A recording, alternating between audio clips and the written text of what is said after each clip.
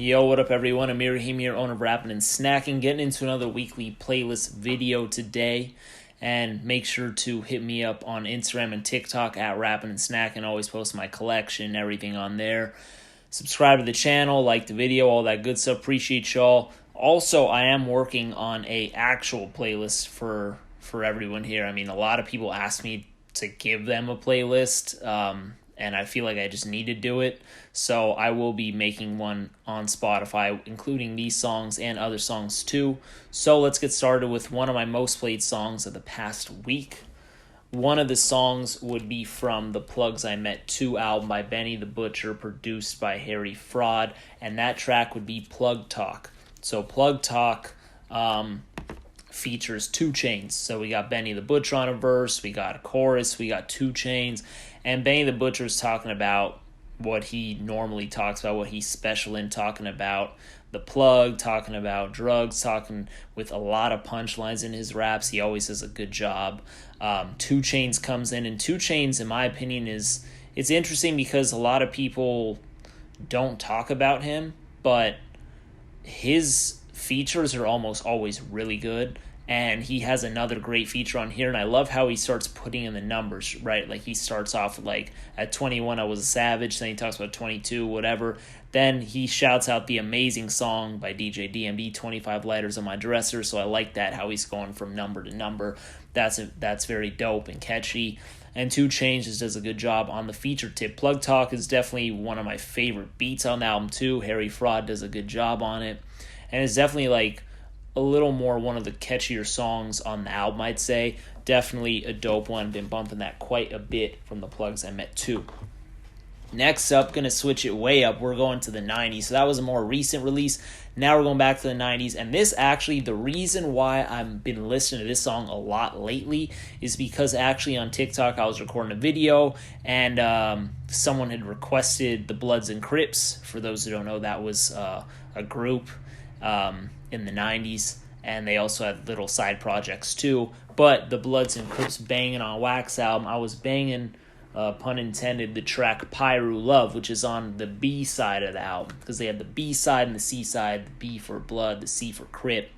And the Piru Love song is so good. I mean, the sample on this by Computer Love, so you can tell they sampled Computer Love. They made their own song called Piru Love, and dude, like, first off, you'd be tripping out because Bloody Mary is a rapper, and R.I.P. to her. So she's rapping, and you would not guess it's a girl who's rapping. Obviously, it's not just her rapping on the song, but she has my favorite verse and the first verse on the song, and she has a line where she says, every town has an Elm Street, but not a Freddy Krueger. So I love that line a lot. I just think it's so catchy and it's a hard-ass line. So she kills it, and that beat is crazy. The song is great. There's another, like, line in there. And it's funny because although the album Bangin' on Wax, it's like Bloods and Crips, you can see them on the cover together. You see on the back, they're shaking hands, like they're clearly working together. But then even in the lyrics of the song, they're like dissing each other. So that's interesting. Like on the second verse, the artist, I think it was Red Rum on the second verse, but he's saying that Crab ain't nothing but gumbo ingredients, and Crab is a diss to Crips. Like, Crab is demeaning towards Crips, so that's just, it's funny how they're like still dissing each other, but they're working together. But that song is really good, really catchy. Definitely peep out Piru Love if you haven't. I've been bumping that quite a bit. And TikTok, it's crazy. Like, so many people love that song, and they're like saying like, oh, like, I love this song, blah blah. And it's like, wow, how many people know this music? Because a lot of comments are flooding in on that one. Next up, we're now fast forwarding. This is like an album from 2012, I think. This is from the album Well Done by Action Bronson. On the rapping tip, Statik Selektah. On the producing tip, shout out to both of them. Statik Selektah being a dope producer that not a lot of people talk about, unfortunately. And then Action Bronson being one of my favorite rappers post 2010. Also one of the most unique rap artists and personalities just in general, like, of all time. He has his own niche, he's hilarious, whatever. But speaking of that, the reason why I'm bumping this a lot is because my homies for Christmas had actually bought me Action Bronson's olive oil. So then I like wanted to listen to Action Bronson. So then I revisited this album, and then I was listening to the song Miss Fordham Road, whatever, probably Miss Fordham Road. Anyways, like this has like more of like a Spanish sample, I'd say. It's interesting. I like it. I think Easy Money's on the chorus. Action Bronson starts off talking about like some porn stars, and he's talking about like other girls, and there's this girl like named Mercedes who was a honey, and then like she is like a prostitute or whatever, and like there's other stuff, and like it's just like a crazy song, but it's catchy. Action Bronson raps good on it. Had the olive oil, I had it playing in the background, I was taking a video, just all this stuff. So that's a song that I've been bumping quite a bit in the past week. Well Done's actually a really good album. It's probably my second favorite Action Bronson album. I'd go ahead and say Dr. Lecter's number 1, and I put this at number 2. Really good stuff. Miss Fordham Road. Next up, I don't have a physical for this yet because there is no physical for it yet, and I hope there will be, but you won't see a CD or nothing in my hand. Would be the track Woo for the Children by Nas and Hit Boy. Nas is the rapper, Hit Boy is the producer, and Woo for the Children to me is such a great, great track for a few reasons. But one reason, the beat does put me in some sort of place, and it's crazy because Nas, how old is Nas? Is he in his 40s? Is he almost 50? He's at minimum in his 40s, right? But he's been rapping for a long time. I mean, his first verse that we've all heard was in 1991, and that was 30 years ago. So, point being is he has this song that he dropped, Woo for the Children, which sounds like it could have came out a while ago. The beat puts me in that kind of place. I think Hit Boy laces him up well, and Nas is putting on a dope flow. And also, it's interesting because when he's saying, like, Woo for the Children, he's not even talking about Wu-Tang in the song, except in one line where he says he should have won a Grammy when ODB went up on stage and said Wu-Tang's for the children, which I thought that was cool, right? And you can argue whether he deserved a Grammy or not, but he's bringing that up because he had just won a Grammy recently with King's Disease with Hit Boy.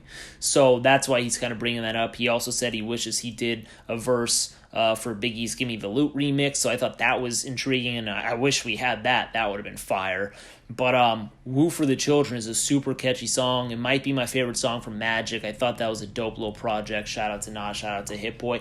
And last up, one of my other most played tracks of the week is from the Above the Rim soundtrack, and that would be Tupac's Pain featuring Stretch, produced by Stretch. And for those who know, this is actually not on the CD, so I did also bring the tape up here because I have the tape too. But Pain is not on the CD, it's not on the vinyl, it's only on the tape. Also with Me Money Right, or My Money Right, however you want to say it, because it's spelled M-I. So My Money Right and Loyal to the Game, those three songs, My Money Right, Pain, and Loyal to the Game, are only on the tape. Pain being my favorite of the three, Loyal to the Game being my second favorite. Pain is so good, definitely one of the most iconic Tupac songs in my opinion. It's crazy because he has a line in there where he says, well, I live to see 23, and that's like a lyric in the song. This dropped in 94, and he's saying, well, he lived to see 23, and it's crazy because he died when he was 25, so it's like, well, yeah, he made it past 23, but he didn't last much longer after that, so that's very sad and grim. But Tupac's lyrics on the song are awesome. Stretch does well on it too, but I think Tupac is clearly the true star on this song. The beat complements him so well. The chorus is great. Love the singing on it. It's just one of those special songs, and the beat is so great. Man, I mean, Pain, it has to be in a lot of people's like top 10, top 20 minimum for Tupac material, and he's got a lot of great material, so that is saying something. But those are my most played songs of the week. Been bumping a lot of those, and like I said, check me out on TikTok because I'm posting on there quite a lot, and there's a lot of interesting feedback and comments on it. I'm pulling random stuff out the crates and showing people some stuff around, mainly tapes right now, but that's where a lot of this playlist has come from too, because I'm kind of like going back in some things. But anyways, Instagram, TikTok, like this video, subscribe to the channel, click an ad, gets me money, costs you nothing. But I appreciate y'all as always, and hit my website for a shirt or some stickers, you know what I mean? But I'll talk to y'all next time. Peace out. Appreciate y'all.